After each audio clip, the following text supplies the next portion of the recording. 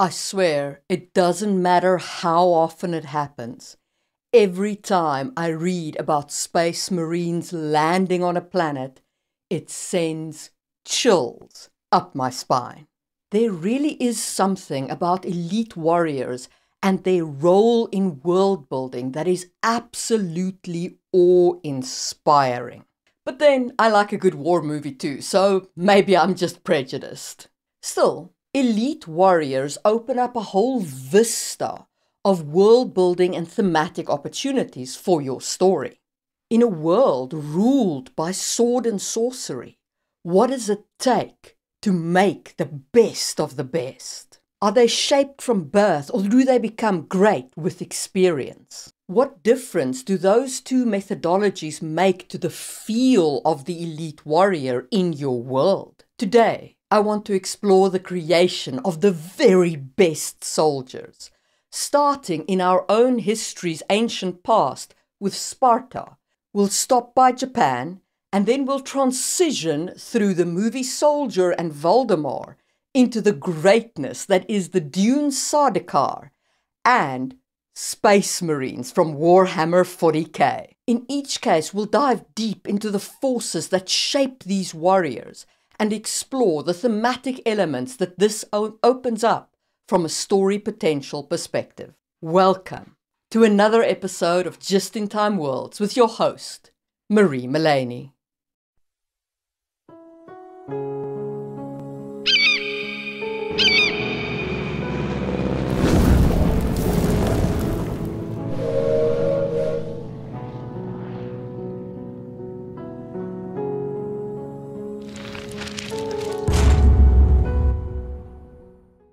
So, when we talk about elite soldier in this context, we're referring to a specific tier of military hierarchy.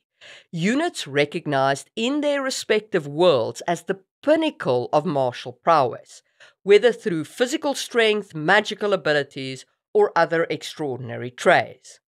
So first we should talk about training and creation. And let's start with a historical example. And our journey is going to start in Sparta with her warriors. Now, Spartan warriors' training was extensively documented by Plutarch some centuries after Sparta's prime. And while it might not be fully accurate, it offers a wealth of inspiration for us as world builders. So according to Plutarch, Spartan boys were removed from their homes at age 7 and subjected to a severe regimen. Those of them who weren't unalived for not being sufficiently manly men at 7. So they became part of these regiments and they were subjected to this incredible training regime, which fostered a culture of unparalleled military excellence. Spartan boys were basically set against each other in competition, and if they were inspected in the nude, and if they didn't live up to expectations, they were flogged. They were also kept hungry so that they had to learn to steal food and other such activities. So it was a very, very brutal training regime. According to Plutarch. This Spartan methodology echoes in Douglas Hill's Young Legionary, which is set on the hostile planet Muros. Here, youngsters endure extreme training mirroring Spartan disciplines, albeit in a more sanitized form because this is aimed at younger readers. The planet's armies, renowned for their elite status, are rented out to other worlds. So you can see this whole concept of the entire planet being a military elite force echoing back to Sparta, whose entire population was supposed to be this military force. A far darker and adult-orientated iteration of this concept is seen in the film Soldier with Kurt Russell, where children are ruthlessly shaped into warriors from infancy, mirroring that Spartan ruthlessness, especially in the elimination of those who fail to meet the ideal soldier standards. So this is basically taking children and molding them into weapons of war. That is the base creation method here. So our next base creation method, we'll talk about the Knights Templar, who blend religious fervor with military discipline. So, Templar knights were typically noblemen and they underwent rigorous training in various disciplines. Their dual role as warriors and as proto-bankers presents a unique angle on elite soldiering where they gathered an enormous level of wealth.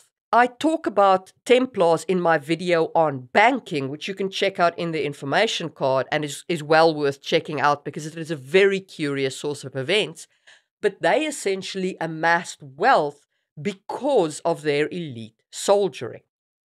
But what I want to focus on here is how their religious fervor, their dedication to God and the Christian ideals molded them as an elite unit. In fantasy, that theme is echoed in Warhammer 40k's Space Marines, genetically engineered super soldiers representing a stark contrast to historical example where lineage and training was the more important part. With our Space Marines, it's more about their genetic gene seeds. But the fierce loyalty and dedication of the Space Marines draw a parallel to the Knights Templar, for me anyway. So Space Marines are basically these 7-foot-tall elite soldiers wearing power armor. They've got extra hearts and all kinds of things. They've been massively genetically modified. But their origin still lies in their genetic birthright, even though it's an implanted birthright. So we have the molding of children, whole population, versus a kind of genetic selection, noblemen, or the genetic selection of implanting a gene seed in creating your super soldiers. Okay, but we have another one, and for this historical example, I am going to turn to the Far East and Japan's samurai. Now, Japan's samurai, of course, practice the Code of Bushido, and I talk about honor codes in my video on the topic if you want more information on that. But what I actually want to discuss here is that while many samurai were born into their roles, there were also some who made their way into schools based on how well they performed, who they impressed, peasants who managed to work their way up through sheer dedication to their art and then were chosen by the schools to then learn further these samurai techniques and become samurai despite starting life as peasants. So they were chosen by the schools and chosen because of their talents. That, for me, draws parallels to Jedi Knights from Star Wars and Mercedes Lackey's Heralds of Valdemar. And the reason why this resonates for me is because in both these cases, we have the people being chosen by an external force. But the Force, sorry for the pun, the Force chooses the Jedi, and this then results in them being taken from their families and molded into Jedi Knights. And in the Heralds of Valdemar case, the mystical companions chooses the herald potential and then they are further trained once they have been chosen. So you can go with created as child warriors, genetics, or you're chosen by an external agency of some kind and then from there on trained. Okay. So those are the 3 creation methods we've discussed so far. There is one more that I don't think there is a parallel for in our world, and that is Dune's Sardaukar. So Dune's Sardaukar offers a unique perspective. Originating from Salsa Secundus, their harsh environment molds them into elite warriors. Their use of Salsa Secundus as a prison planet for training after they become the gods of the Padishah Emperor emphasizes the survival of the fittest ethos, further honoring their elite status. Basically, the Sardaukar use this prison planet. They send political prisoners to this planet, and they're given a minimum of training, and then the fittest survive on this planet. And, the Sardaukar watch them and kind of select them from there. And these prisoners become the new recruits of the Sardaukar, having been molded in this harsh prison planet environment. Okay, but why does all of this matter? So, understanding the creation and training process of elite soldiers is crucial, not just for their development, but also for the societal impact they have. The Sardaukars' transformation from prisoners to elite guards, soldiers' exploration of identity and worth beyond soldierhood, and the Heralds of Valdemar's role in maintaining societal balance exemplify the impact that these creation processes have on the society. Elite soldiers can arise from various origins. Born into it, like Muras's legions. Genetically born, like Space Marines. Chosen by external forces, like Heralds of Valdemar and Jedi Knights. Or forced into it, as seen by the use of prisoners of the Sardaukar. And each of them has a thematic impact, which we will discuss in the next section. So if you found this discussion of creation processes for super soldiers insightful, hit the thumbs up button, and let's talk about narrative roles in the story. Okay, so let's start with the cost of loyalty. Both the Sardaukar from Dune and Warhammer 40k Space Marines exhibit an extreme loyalty to their rulers, often at the expense of their personal identity and moral integrity. This intense devotion serves as a compelling lens to explore themes of dehumanization and moral conflict. The Jedi Knights from Star Wars, though less extreme, also grapple with this dilemma. Their steadfast adherence to the Force and the Jedi Code frequently collide with personal beliefs, culminating in Anakin's tragic downfall. And this underscores how blind loyalty can precipitate a loss of individuality and ethical grounding. Elite warriors, by their very nature, also allow us to approach the human element of warfare from a very unique angle.